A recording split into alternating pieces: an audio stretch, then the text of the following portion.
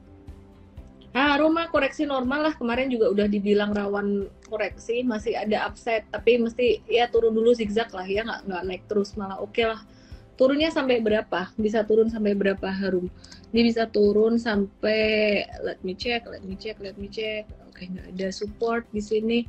Kita pakai Fibonacci. Kalau udah nggak ada support, kita pakai Fibonacci dari extreme low dan extreme high. Dia bisa turun sampai 1655. 1655. Jadi normal. Harum aku udah jualan, bagus. Yang buat trading emang harusnya udah jualan sih.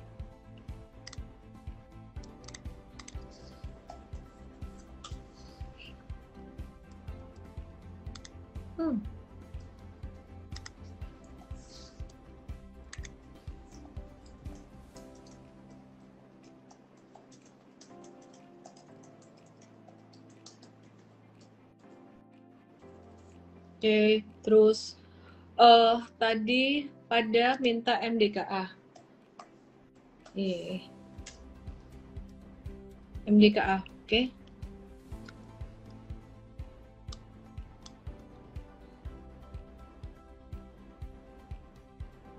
SMGR, bentar ya Pak Teddy ya. MDKA masih di resisten aja, biarin aja dulu, dia bakalan bisa koreksi sampai ke 3840-an, normal correction sampai sini. Oke, kok mapnya gambarnya kayak gini sih, padnya tangannya udah tremor ini. Tremor karena oyong-oyong. Jadi metals arahnya masih ada normal correction, biarin aja. Aku coba mau buka info sekarang. Infonya turun juga, dan ini juga udah digambar sama coach kita. Dia bakalan bisa sampai ke 5825, itu normal-normal aja guys. Jadi yang trading jangka pendek rawan profit taking memang. Cek.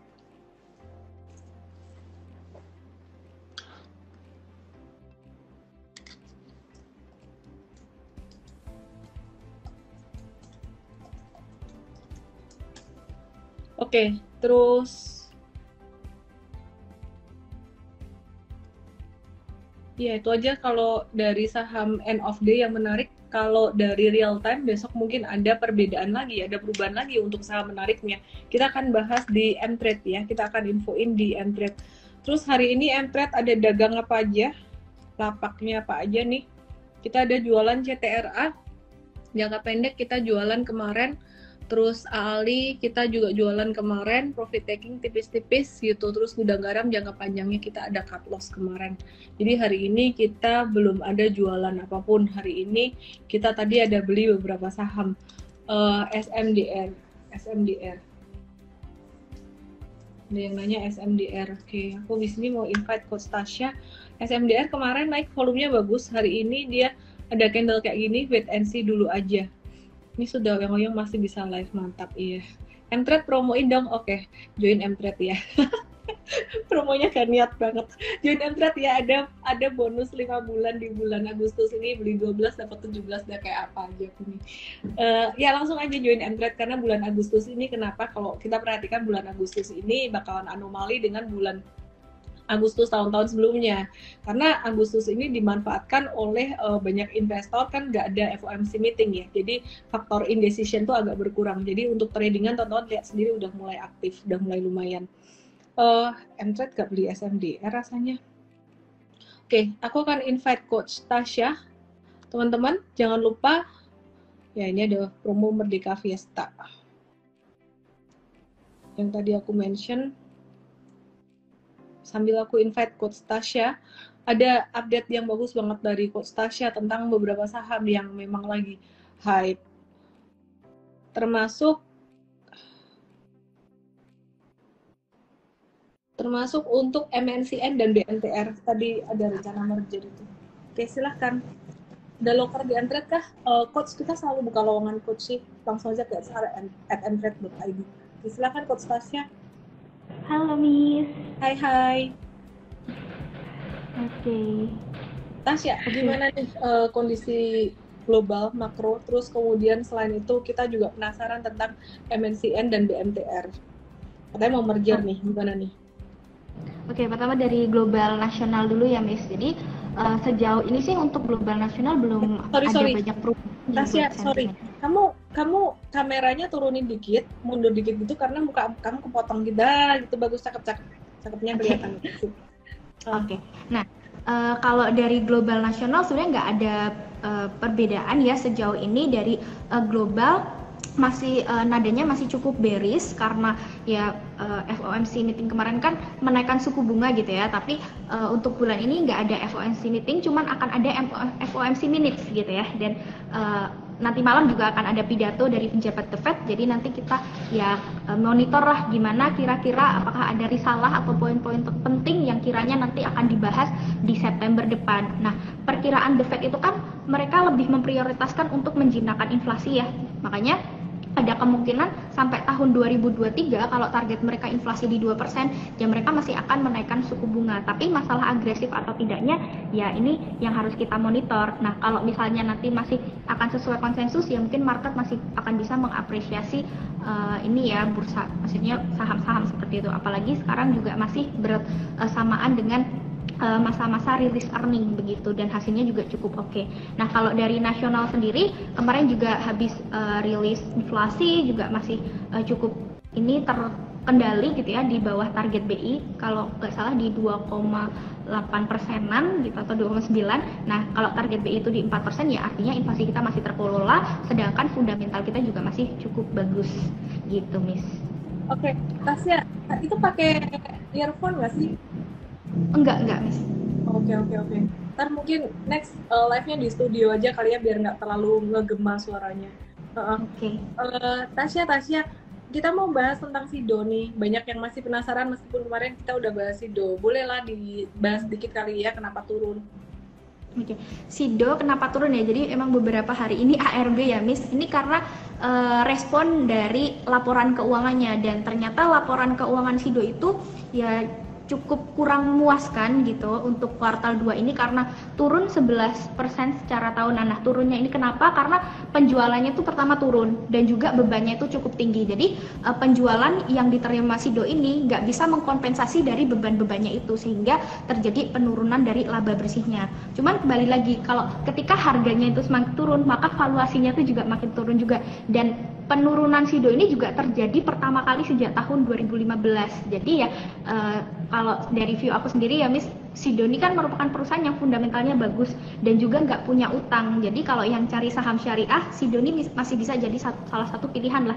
Dan penurunannya ini malah bisa kita jadikan kesempatan ya, kalau nanti valuasinya semakin murah, ya ini kita bisa jadikan untuk peluang investasi gitu. Tapi pastinya pakai jangka waktu yang long term juga, dan masuknya kapan ya kita harus sesuaikan dengan teknikalnya, seperti itu, Miss. Oke. Tasya, kita juga mau bahas beberapa hal lain nih ya. Update earning release big caps gimana? Ini penting banget.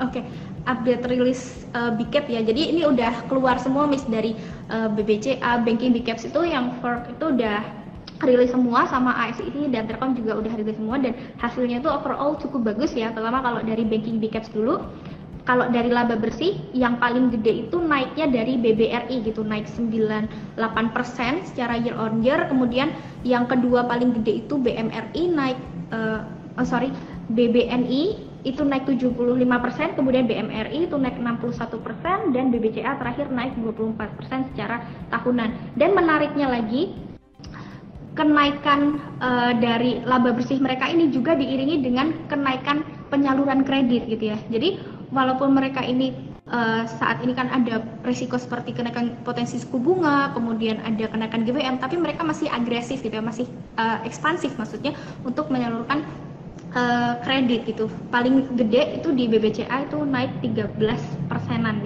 untuk kreditnya, dan juga ada perbaikan dari kualitas aset. Nah, kalau dari kualitas aset itu yang paling rendah itu dari BBCA juga sekitar 2%-an untuk NPL-nya, dan yang paling gede itu di BBRI 3,26%. Tapi overall ini masih cukup bagus gitu ya, karena ada penurunan kalau rata-rata industri di 3,1. Jadi overall untuk banking big caps masih cukup oke.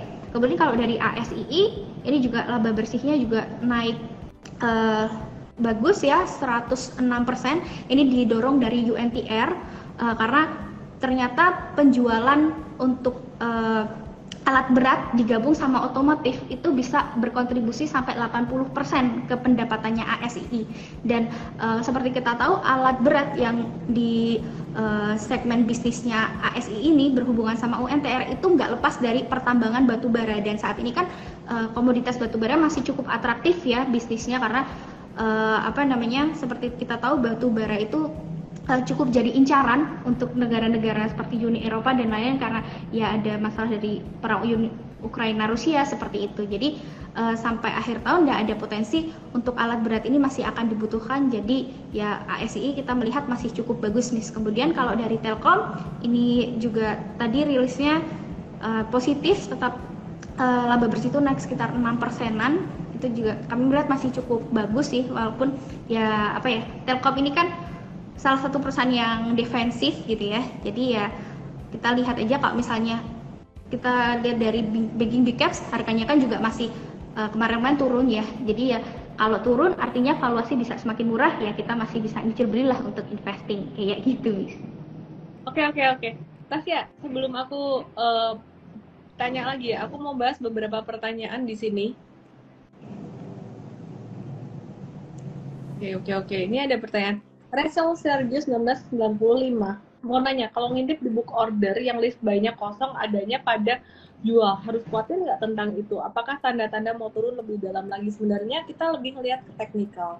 Kalau teknikal nggak bagus ya sebenarnya nggak perlu khawatir juga, tinggal cut loss aja, tinggal jual aja. Enaknya jadi trader tuh itu. Bedanya sama investor. Kalau jadi investor ini turun dalam itu masih harus dipertimbangkan apakah mau hold atau jual. Kayak ini ada komen dari Just Brima, ini benar. Kadang heran sama yang bingung sama Sido. Kalau niatnya emang hold jangka panjang, kenapa panik? Lagian ini baru laporan keuangan kuartalan, belum full year. Nah ini yang Just Brima ngomong tuh ada benernya, ada bukan salah ya, ada challenge-nya juga gitu. Jadi ketika satu saham yang buat investasi jangka panjang turun, itu teman-teman harus memutuskan apakah mau hold atau mau jual saham ini. Saya kasih contoh. Waktu itu ICBP turun, aku masih nge-hold. Tapi aku personally ya. Nah, M-Trade ada gudang garam. Waktu itu beli di valuasi yang udah murah banget, harga juga udah murah banget. Terus gudang garam kita cut loss, investing cut loss. Jarang banget kita investing tuh cut loss tuh jarang banget. Nah, kenapa? Karena pertimbangan fundamentalnya tuh nggak bagus. Jadi sebenarnya bukan berarti kalau kita udah mutusin satu saham buat investasi jangka panjang terus harus di hold terus tuh enggak. Tapi kita mesti harus bisa menilai sebenarnya kondisi fundamental yang slowdown ini, slowdownnya itu sifatnya sementara atau sifatnya sebenarnya agak-agak lama gitu. Nah itu kita mesti tahu. Nah di sini tuh kita melihat bahwa untuk yang Sido ini sebenarnya kayaknya tuh sementara aja. Kita akan review lagi pada kuartal berikutnya, dan jarang-jarang sih Sido ada diskon. Jadi sebenarnya kalau untuk investor ini kesempatan. Jangan kalau untuk gudang garam kita melihat secara jangka agak menengah panjangnya tuh nanti kalau ada perubahan kita akan kasih tahu lagi ya. Kita melihat sebenarnya bisnisnya tuh udah agak-agak sunset karena nggak ESG, ya dianggap nggak ESG. Jadi itu yang membuat kita satu pertimbangan kenapa gudang garam yang tadinya buat invest akhirnya kita cut. Nah itu penting tahu kapan sih harus keluar. Untuk investing tuh lebih tricky menurut saya. Lebih gampang kalau trading tuh benar-benar cuma kayak nggak peduli sentimen, nggak peduli fundamental, as long as dia chartnya bagus ya hold, chartnya jelek exit gitu doang gitu.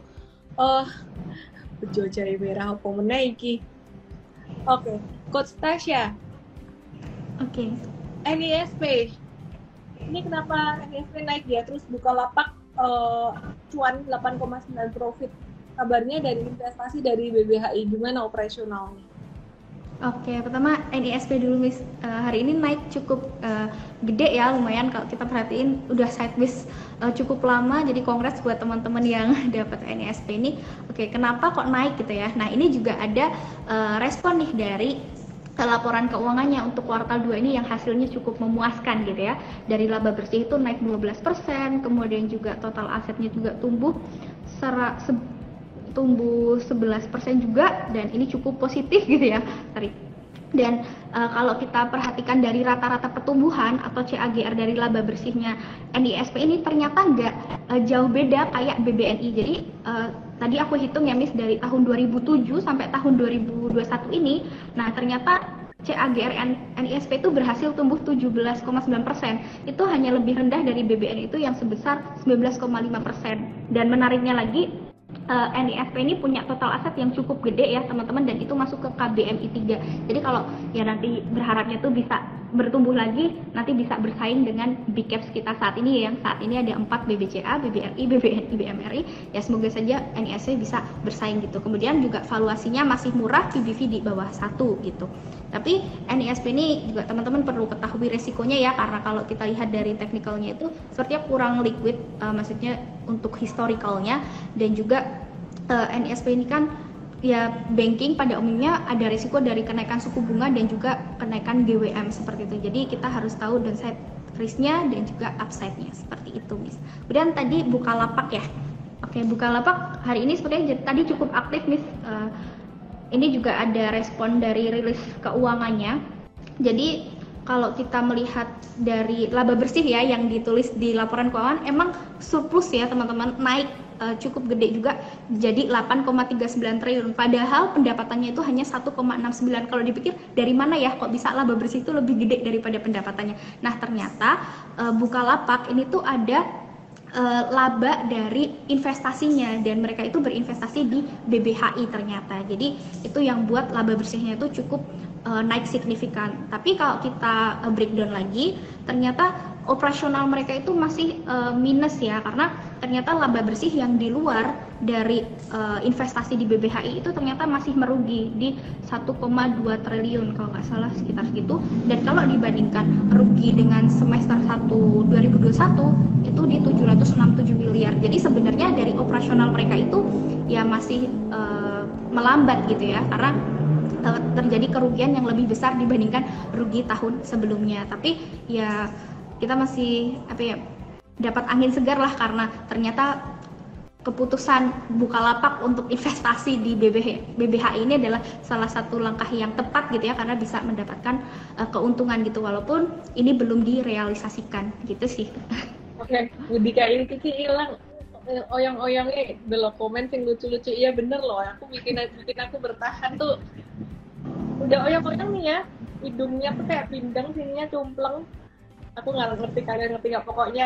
Pokoknya ya lucu aja, happy aja. Anyway, Tasya, pada penasaran dengan tower-toweran, kita tuh jarang banget bahas MTEL ya. Jadi mungkin Tebik tower tadi aku technical udah bahas. Mungkin fundamental mau nih dibahas antara Tebik tower dan MTEL, karena kalau aku lihat secara technical tuh Tebik dan tower ada potensi dalam jangka menengah, sekitaran jangka menengah gitu ya. Apalagi Tebik ini lagi masih disupport. Terus MTEL ya, MTEL tuh aku bahas teknikalnya dikit nih.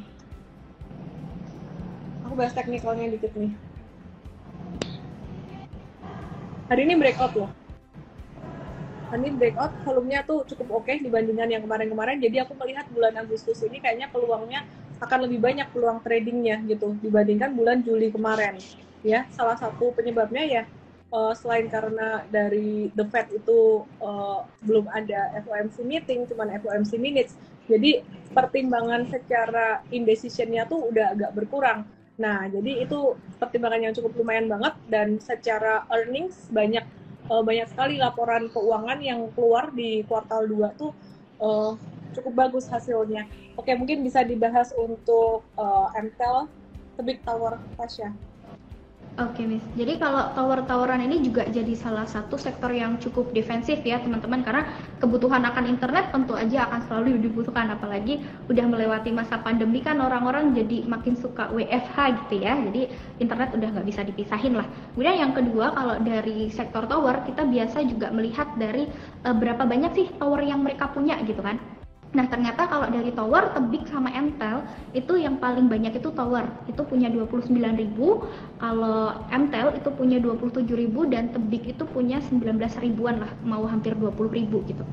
Nah untuk sentimen-sentimennya yang bikin cukup atraktif akhir-akhir ini dari sektor tower tuh ternyata ada banyak aksi korporasi teman-teman. Untuk tower dan juga Tebik itu ada tender offer, dan tender offer tentunya tuh harus di harga yang lebih tinggi daripada harga pasar ya, karena tender offer itu kan sifatnya ya orang pihak lain gitu kan mau beli ya, kalau mau beli harusnya dengan harga yang cukup tinggi gitu.